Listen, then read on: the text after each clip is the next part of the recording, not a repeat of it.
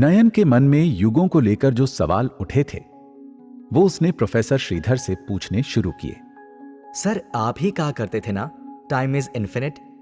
ये बस आगे बढ़ता जा रहा है, इसका कोई स्टार्ट और एंड पॉइंट नहीं है। फिर इसको युगों में कैसे बांट दिया गया और किसने बांटा? देखो नयन, मान लिया कि समय लगातार आगे बढ़ रहा है, फिर भी हम इसे अपनी सहूलियत के लिए मिनट, घंटे, दिन, महीने, साल में बांट ही रहे हैं ना। और मेजरमेंट की बात छोड़ो, समय को हम उसकी क्वालिटी के हिसाब से भी बड़ी आसानी से बांट देते हैं। तुमने अक्सर लोगों को कहते हुए सुना होगा, जैसे कि मेरा अच्छा समय चल रहा है या बुरा समय चल रहा है, या ये भी कहते हैं ये सही समय नहीं है या यही सही समय है। तो बेसिकली कुछ क्वालिटीज और पैटर्न के आधार पर हम समय को कैटेगराइज करते हैं।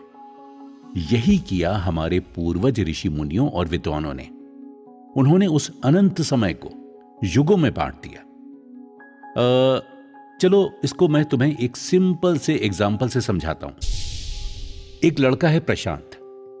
उसने अपने दिन की शुरुआत सुबह 5 बजे उठकर योगा, मेडिटेशन, प्रेयर वगैरह से की। उस समय वो पॉजिटिव एनर्जी से पूरी तरह चार्ज था और बहुत खुश था। इसके बाद उसने 3 घंटे अपने परिवार के साथ बिताए। उसने अपने पेरेंट्स का ध्यान रखा, उनके लिए जरूरी काम किए, बच्चों के साथ गार्डन गया, पत्नी का घरेलू कामों में हाथ बटाया और इस तरह अपनी फैमिली को क्वालिटी टाइम देकर वो ऑफिस चला गया। अब ऑफिस में उसे बॉस, कलीग्स और क्लाइंट्स के साथ झूठी सच्ची बातें बनानी पड़ी और उसे इस बात का कोई गिल्ट भी नहीं था, क्योंकि वो देखता था कि जॉब सिक्योरिटी और सक्सेसफुल करियर के लिए सभी ऐसा कर रहे हैं। उसके अपने कलीग से ईगो क्लैशेस भी चल रहे थे। वो दिल से चाहता था कि उसके कलीग का प्रोजेक्ट फेल हो जाए और उसका सक्सेसफुल। ऑफिस की टेंशन और स्ट्रेस को दूर करने के लिए वो शाम को घर जाने से पहले पब गया और उसने थोड़ी शराब पी। शराब के नशे में उसका रोड पर किसी से झगड़ा हो गया। दोनों ने एक दूसरे को बहुत उल्टा सीधा कहा और गालियां दी। फिर वो गुस्से से भरा हुआ घर आया तो उसका घर पर भी पत्नी से झगड़ा हो गया। उसने बच्चों को भी बेवजह डांटा। उसके ड्रिंक करने से उसके पेरेंट्स भी नाराज हो गए और पूरे घर का माहौल खराब हो गया। अगले दिन जब प्रशांत सुबह सोकर उठा तो उसने वही रूटीन फॉलो किया। सबसे पहले घर वालों से अपने रात के बिहेवियर के लिए माफी मांगी और फिर योगा, मेडिटेशन, प्रेयर से दिन की शुरुआत की, पूरी पॉजिटिविटी के साथ। तो अगर हम प्रशांत के इस एक दिन की लाइफ को देखें तो उसने 4 अलग अलग तरह का टाइम देखा। यानी उसने एक दिन में 4 युग जी लिए।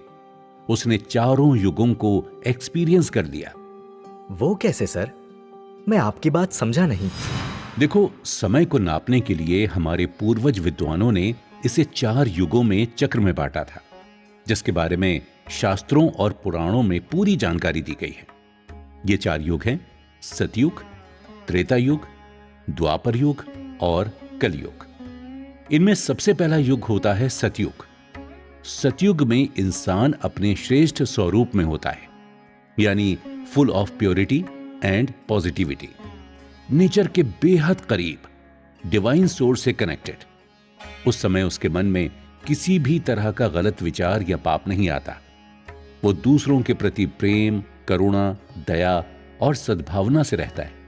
तो इस तरह से देखा जाए तो सतयुग मानव सभ्यता का सबसे अच्छा दौर होता है, जहां हर तरफ शांति, प्रेम, आनंद का राज होता है। अब ऐसा ही तो टाइम प्रशांत ने सुबह उठकर जिया था, जब वो डिवाइन से कनेक्टेड था। उसके थॉट्स प्योर थे और वो मेंटल पीस और पॉजिटिव एनर्जी से भरपूर था। प्रशांत के लिए ये कुछ घंटे सतयुग के थे। अब इसके बाद आया त्रेता युग का समय। त्रेता युग के कैरेक्टरिस्टिक्स को समझना हो तो रामायण ग्रंथ से समझा जा सकता है। वो समय था जब इंसान अपने कर्तव्यों को अपना धर्म समझता था। उन्हें पूरा करने के लिए वो अपने प्राण भी दे सकता था। कर्तव्य केवल परिवार के प्रति ही नहीं, बल्कि प्रकृति के प्रति, समाज और देश के प्रति, रिश्तों के प्रति, पूरी मानवता के प्रति। त्रेता युग में इंसान अपने हर कर्तव्य को, हर ड्यूटी को 100% देकर पूरा करता था। ऐसे जीवन को ही हम धर्म और मर्यादा से भरा जीवन कहते हैं।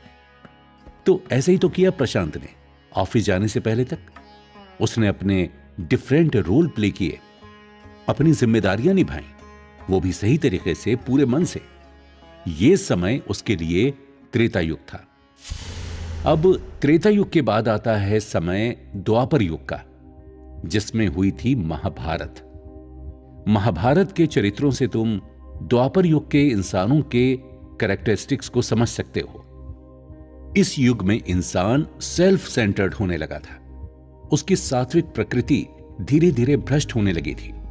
उसे लालच, महत्वाकांक्षाएं, स्वार्थ, क्रोध, अहंकार और नफरत जैसे विकार घेरने लगे थे।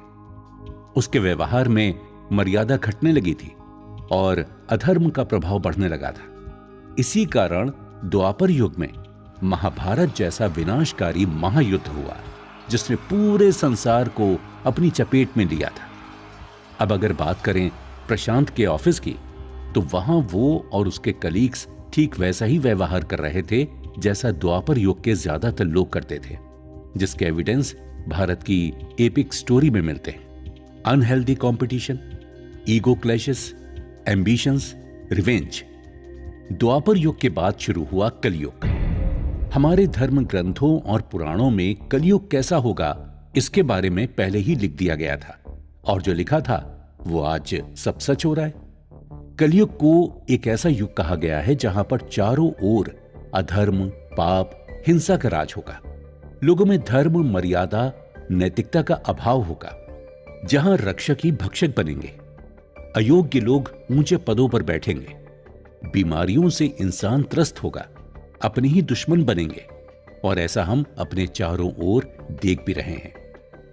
प्रशांत का नशा करना, गुस्सा और लड़ाई झगड़ा करना, ये सब विकार कलयुग के समय ही सबसे ज्यादा हावी होते हैं, जिसकी एक झलक प्रशांत ने भी देखी। अब जिस तरह से प्रशांत ने एक दिन का साइकिल पूरा किया और वो अगले दिन उठकर वापस से सतयुग जैसी सुबह में गया, इसी तरह जब से सृष्टि जन्म लेती है और जब तक वो विलीन होती है, तब तक ये चारों युग एक साइकिल के रूप में चलते रहते हैं।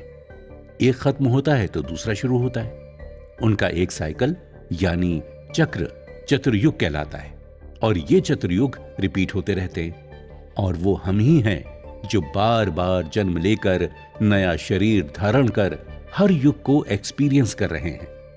यही ज्ञान श्री कृष्ण ने गीता में दिया है।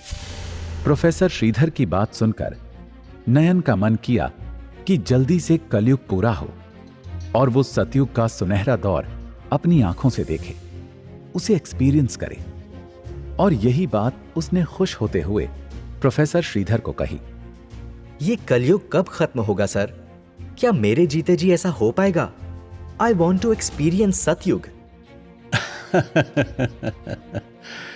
नयन, एक युग का समय इतना छोटा नहीं होता कि तुम या कोई और अपनी एक लाइफ में देख सके।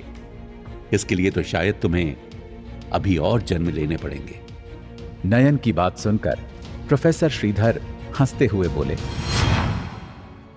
पुराणों के अनुसार ब्रह्मांड की उत्पत्ति कैसे हुई और किससे हुई? ब्रह्मा, विष्णु, महेश कौन हैं और इस ब्रह्मांड को रचने में उनकी क्या भूमिका है? समय की गणना कब से शुरू हुई? उसकी वैदिक इकाई यानी टाइम मेजरमेंट यूनिट कौन सी हैं? कल्प, मनवंतर, चतुर्युग, युग आदि टाइम यूनिट का मेजरमेंट क्या है? कितने वर्षों की होती हैं ये? तो इन्हीं सब सवालों के जवाब जानने के लिए चलते हैं अगले एपिसोड पर।